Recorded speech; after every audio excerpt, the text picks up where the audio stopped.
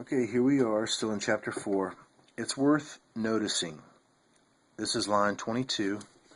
This is of the first lineage that we looked at, where we've got Enoch, and then we go from Enoch eventually to Lamech.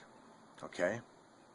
Now it's worth noticing here that verse 22,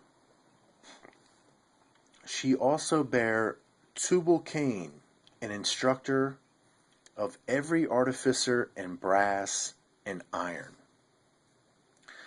Now that's interesting, because remember, we've got that connection with Enoch, with these fallen sons of God, Genesis 6, which in the book of Enoch we're even given their names. And then we give the book of Enoch even gives the list of the things of which they offer mankind.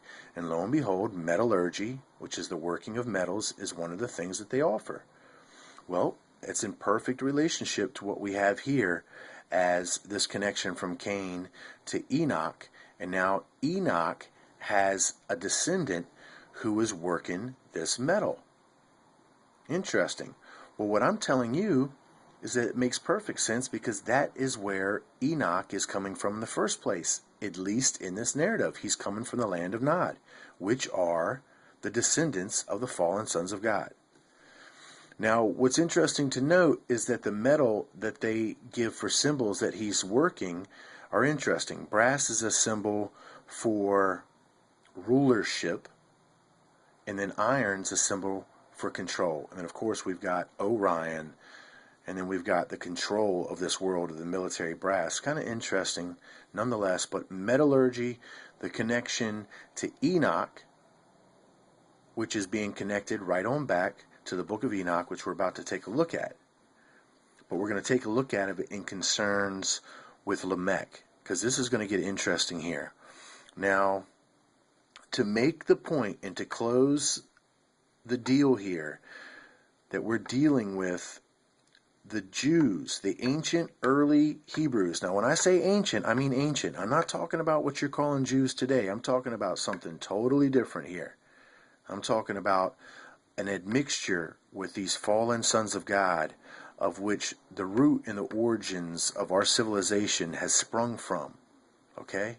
So this is that suppressed history of a very ancient time.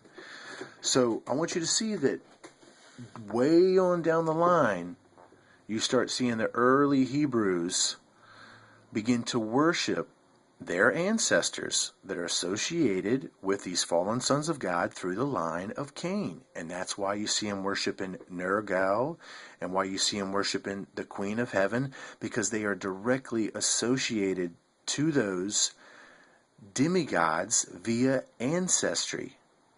They literally are. But it's ancestry that is separated by a great distance of time. So when you see them worshiping that statue of Nergal, or making these statues to the Queen of Heaven, those demigods are not alive at that time. Now, at that time, that race is still under the earth. But we're talking the original fallen sons of God, which are being venerated as those ancient Sumerian, Assyrian, Babylonian deities, which of course the early Hebrews adopted.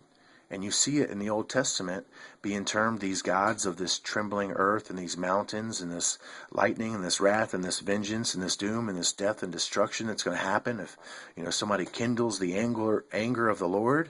Well, that's not our Father. You're beginning to see where it comes from. It comes from the worshiping of these demigods by the surrounding peoples, and even the ancestors that had the memories of their histories that came from them. And we're showing the connections right here in front of your face. So it's interesting to note that Tubal Cain was a metallurgist, which is going to connect us directly back to the book of Enoch and these fallen sons of God, and the very same thing that they gave to mankind and to civilization. So now I'm going to come here, and I'm going to return, and we're going to take a look at the birth of Noah per the book of Enoch, and it's going to explain much.